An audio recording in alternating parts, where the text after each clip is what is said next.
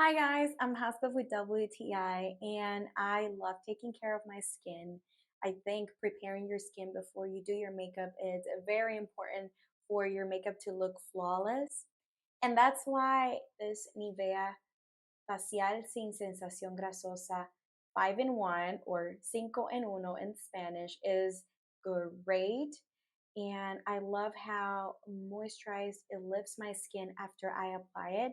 I usually use it to prepare my face for makeup. It nourishes, it hydrates your skin, it absorbs really quick. You'll have a smooth skin and it prepares your skin before makeup. That's why it's called 5 in 1 because it actually does five things with only applying one product. It is creamy, but it's not heavy, so it will absorb really fast. It will basically disappear in your skin once you apply it.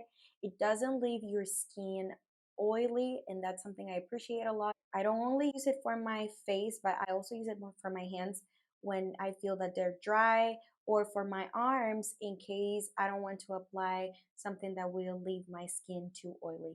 So I think you'll love this moisturizer from Nivea or Nivea in English. I think it's great.